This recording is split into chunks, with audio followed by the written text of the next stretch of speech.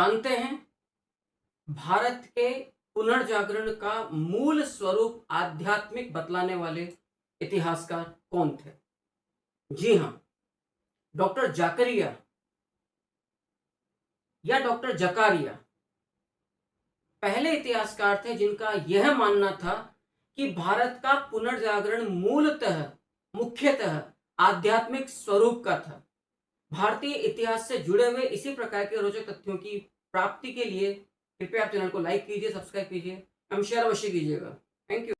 क्या आप जानते हैं गवर्नर जनरल लॉर्ड लिटन के शासनकाल में 14 मार्च 1878 ईस्वी को 1878 अधिनियम की नवी धारा के तहत पारित वर्नाक्यूलर प्रेस एक्ट के दंड से बचने के लिए किस भारतीय भाषाई समाचार पत्र ने कूटनीति के तहत अपनी भाषा को बदल लिया था? जी हां, यह समाचार पत्र है अमृत बाजार पत्रिका।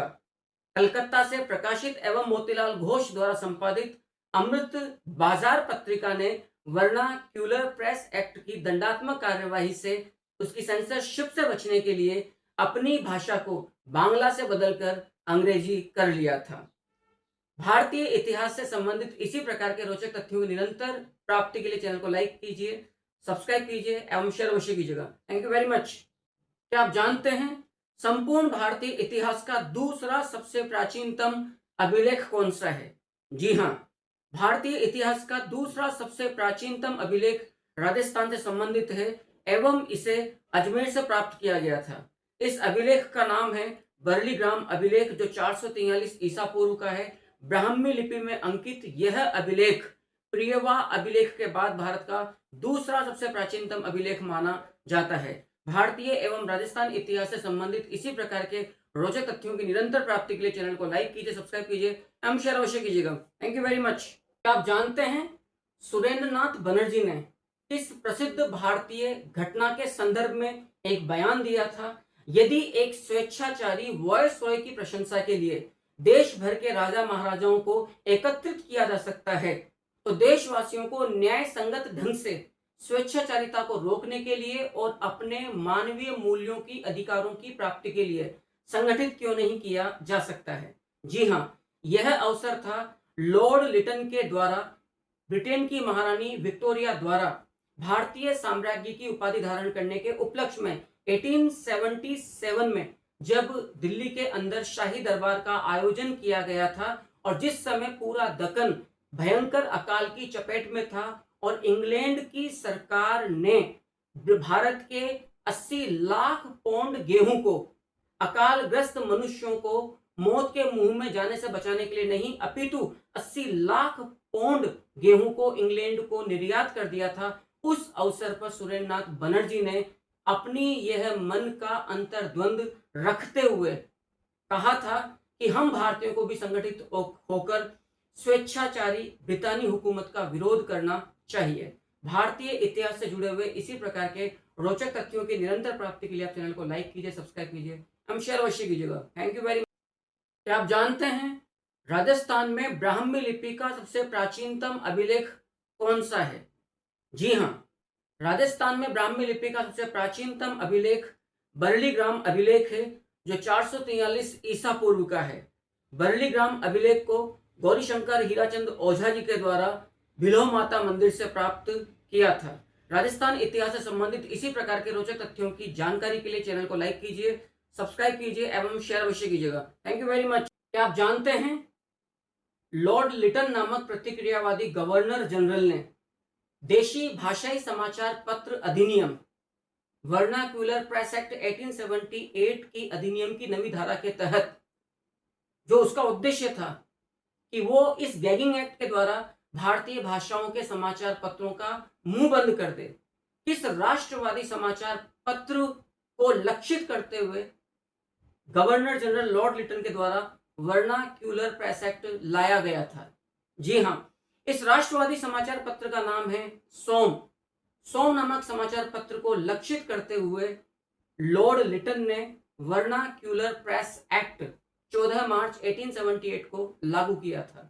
भारतीय इतिहास से जुड़े हुए इसी प्रकार के रोचक तथ्यों की प्राप्ति के लिए चैनल को लाइक कीजिए, सब्सक्राइब कीजिए एवं शेयर अवश्य कीजिएगा। Thank you very much. आप जानते हैं लेक्सी लॉकी एक्ट क्या है? जी हाँ, लॉर्ड डलहौजी के शासनकाल में अप्रैल 1850 ईस्वी में पारित धार्मिक जातिगत अक्षमता निवारण अधिनियम अर्थात कास्ट डिसएबिलिटीज रिमूवल एक्ट 1850 के तहत यह सुनिश्चित किया गया था कि ईसाई धर्मांतरण के पश्चात किसी भी व्यक्ति को पैतृक संपत्ति से बेदखल नहीं किया जाएगा। वास्तव में ईसाई धर्मांतरण की गति को तीव्र करने के उद्देश्य से ब्रिटिश सरकार इस कानून को लेकर आई थी, क्योंकि इससे पहले हिंदू धर्म के बाहर के लोगों को उनकी पैतृक संपत्ति में अधिकार नहीं प्राप्त होता था। अतः ईसाई धर्मांतरण को बढ़ाने के लिए सरकार इस कानून के तहत यह सुनिश्चित करना चाहती थी कि जो भी हिंदू ईसाई धर्म में परिवर्तित हो जाएंगे उसके पश्चात भी उनके पैतृक संपत्ति में अधिकारों की सुरक्षा एवं उनकी अधिकार सुरक्षित बने रहेंगे। आपको यह सुनकर आश्चर्य होगा कि आजादी के पश्चात भी 2018 तक ये लेक्सी लॉकी एक्ट क्रियान्वित रहा था। नरेंद्र मोदी सरकार ने 2018 में लेक्सी लॉकी एक्ट को समाप्त करके इस देश के असंख्य लोगों का भला किया था। भारतीय इतिहास से संबंधित इसी प्रकार के रोचक तथ्यों की निरंतर प्राप्ति के लिए चैनल को लाइक कीजिए, सब्सक्राइब कीजिए एवं शेयर अवश्य कीजिएगा। Thank you very much. क्या आप जानते हैं किस यूरोपीय विद्वान का यह प्रसिद्ध कथन था कि इल्बर्ट बिल विधेयक के विरोध में किए गए यूरोपीय आंदोलन ने भारत की राष्ट्रीय विचारधारा को जितनी एकता प्रदान करी उतना तो यह विधेयक पारित होकर भी नहीं कर सकता था। जी हाँ, इस यूरोपीय विद्वान का प्रसिद्ध यूरोपीय विद्वान का नाम है sir Henry cotton. Sir Henry cotton का मानना था कि इस इल्बर्ट बिल विधेयक के विरोध में किए गए यूरोपीय श्वेत विद्रोह आंदोलन ने भारतीय राष्ट्रीय विचारधारा को जितनी एकता प्रदान करी उतनी तो इल्बर्ट बिल विधेयक पारित होकर भी नहीं कर सकता था। भारतीय इतिहास से जुड़े हुए इसी प्रकार के रोचक तथ्यों की निरंतर प्राप्ति के लिए चैनल को लाइक कीजिए, सब्सक्राइब कीजिए एवं शेयर अवश्य कीजिएगा। Thank you very much. क्या आप जानते हैं राजस्थान का कौन सा अभिलेख राजस्थान में वर्शिप स्टोन अर्थात पूजा शिला उपासना पद्धति पर प्रकाश डालता है? जी हाँ, घोसुंडी शिलालेख जो कि द्वितीय शताब्दी ईसा पूर्व का है एवं जिला चित्तौड़ से प्राप्त हुआ है। घोसुंडी शिलालेख से हमें पूजा शिला उपासना पद्धति, इसको आप वर्शिप स्टोन भी कहते हैं, से हमें जानकारी मिलती है। वास्तव में वैष्णव संप्रदाय से संबंधित इस पूजा पद्धति के अंदर एक शिला को भगवान विष्णु का पर्याय मानकर बलराम, संकर्षण, वासुदेव की उपासना के प्रतीक के तौर पर इसको माना जाता था। इस प्रकार से पूजा शिला या वर्शिप स्टोन पर प्रकाश डालने वाला सबसे प्राचीनतम अभिलेख राजस्थान में घोसुंडी शिलालेख है। राजस्थान इतिहास से संबंधित इसी प्रकार के अन्य रोचक तथ्यों की प्राप्ति के लिए चैनल को लाइक कीजिए, सब्सक्राइब कीजिए एवं शेयर अवश्य कीजिएगा। Thank you very much. क्या आप जानते हैं राजस्थान का प्राचीनतम अभिलेख जो कि राजस्थान में सबसे पहले भागवत संप्रदाय या वैष्णव संप्रदाय की उपासना पद्धति पर प्रकाश डालता है? जी हाँ, भगवान विष्णु की उपासना से संबंधित भागवत संप्रदाय अथवा वैष्णव संप्रदाय पद्धति पर प्रकाश डालने वाला राजस्थान का पहला एवं सबसे प्राचीनतम अभिलेख घोसुंडी शिलालेख है। द्वितीय शताब्दी ईसा पूर्व का घोसुंडी शिलालेख चित्तौड़ से प्राप्त हुआ है। राजस्थान इतिहास से संबंधित इसी प्रकार के रोचक तथ्यों की जानकारी के लिए चैनल को लाइक कीजिए, सब्सक्राइब कीजिए एवं शेयर अवश्य कीजिएगा। Thank you. क्या आप जानते हैं भारतीयों ने राजनीतिक आंदोलन का पहला महत्वपूर्ण सबक किस महत्वपूर्ण घटना के अवसर पर एंग्लो इंडियंस के विरोध से सीखा था? जी हाँ, इसका सही उत्तर है इल्बर्ट बिल के विरोध में श्वेत विद्रोह के माध्यम से। इल्बर्ट बिल के द्वारा लॉर्ड रिपन ने जिस प्रकार से भारतीय न्यायाधीशों को यूरोपीय अपराधियों के मुकदमे सुनने का अधिकार दिया था, इससे विचलित होकर एंग्लो इंडियंस और यूरोपियों ने संगठित होकर एक आंदोलन इल्बर्ट बिल के विरोध में लॉर्ड रिपन के विरोध में चलाया था एवं लॉर्ड रिपन को 1884 में मजबूर होकर इस बिल में संशोधन करना पड़ा था। यह ब्रिटिश राज का वो महत्वपूर्ण अवसर था, वो महत्वपूर्ण घटना थी जिसने भारतीय जनमानस को झकझोर के रख दिया और उन्हें यह महत्वपूर्ण सबक दिया कि जिस प्रकार से मुट्ठी भर अंग्रेज यूरोपीय एवं एंग्लो इंडियन संगठित होकर अपनी बात मनवा सकते हैं, तो हम लाखों की संख्या में भारतीय इकट्ठे होकर, संगठित होकर अपनी बात ब्रिटिश राज के सामने रखकर उनको क्यों नहीं मनवा सकते हैं। भारतीय इतिहास से जुड़े हुए इसी प्रकार के रोचक तथ्यों को निरंतर प्राप्त करने के लिए आप चैनल को लाइक कीजिए, सब्सक्राइब कीजिए एवं शेयर अवश्य कीजिएगा। Thank you very much. क्या आप जानते हैं राजस्थान का वो अभिलेख कौन सा है जिसमें वीर निर्वाण संवत का प्रयोग हुआ है? जी हाँ, वीर निर्वाण संवत भारत के सबसे प्राचीनतम काल गणना करने वाले संवतों में से एक है एवं वीर निर्वाण संवत का संबंध महावीर स्वामी जी के निर्वाण वर्ष से माना जाता है। भगवान महावीर स्वामी जी का निर्वाण 527 ईसा पूर्व में हुआ था। उसके अगले दिन से वीर निर्वाण संवत आरंभ हो गया था। राजस्थान का बरली ग्राम अभिलेख वीर निर्वाण संवत 84 की तिथि को अंकित करने वाला एकमात्र अभिलेख है। राजस्थान इतिहास से संबंधित इसी प्रकार के रोचक तथ्यों की प्राप्ति के लिए चैनल को लाइक कीजिए, सब्सक्राइब कीजिए एवं शेयर अवश्य कीजिएगा। Thank you very much. क्या आप जानते हैं वर्नाक्यूलर प्रेस एक्ट 1878 के एकमात्र समर्थक जो कि सपरिषद governor general Lord Lytton governor general की परिषद के अंदर एकमात्र भारतीय सदस्य थे, उनका नाम क्या था जिन्होंने वर्नाक्यूलर प्रेस एक्ट 1878 को समर्थन दिया था?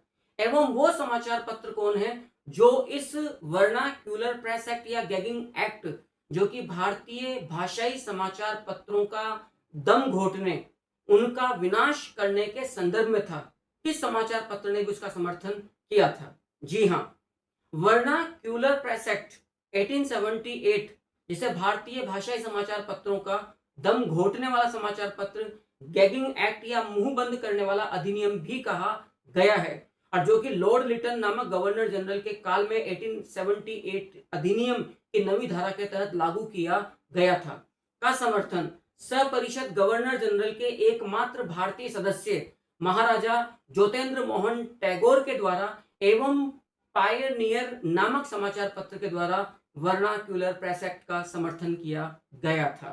भारतीय इतिहास से जुड़े हुए इसी प्रकार के रोचक तथ्यों की निरंतर प्राप्ति के लिए चैनल को लाइक कीजिए, शेयर कीजिए एवं सब्सक्राइब अवश्य कीजिएगा। Thank you very much. क्या आप जानते हैं राजस्थान का सबसे प्राचीनतम अभिलेख कौन सा है?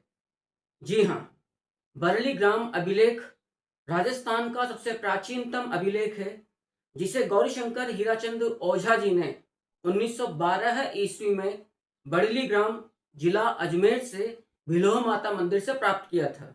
बरली ग्राम अभिलेख 443 ईसा पूर्व का है। राजस्थान इतिहास से संबंधित इसी प्रकार के रोचक तथ्यों की निरंतर प्राप्ति के लिए चैनल को लाइक कीजिए, शेयर कीजिए एवं सब्सक्राइब अवश्य कीजिएगा। Thank you very much.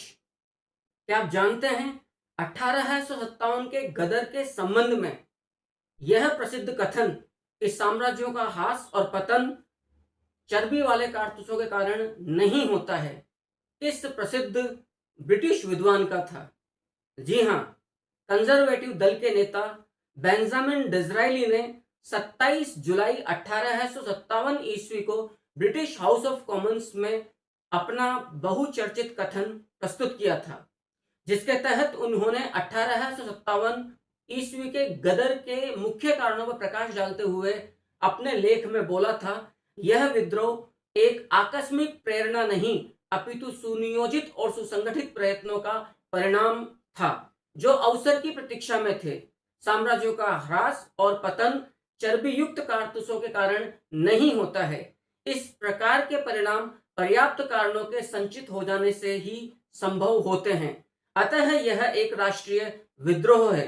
अगर समय रहते इस विद्रोह को नहीं कुचला गया तो रंगमंच पर भारतीय राजाओं के अलावा कुछ और भी पात्र हमें दिखाई दे सकते हैं तथा उनसे भी अंग्रेजों को जूझना होगा।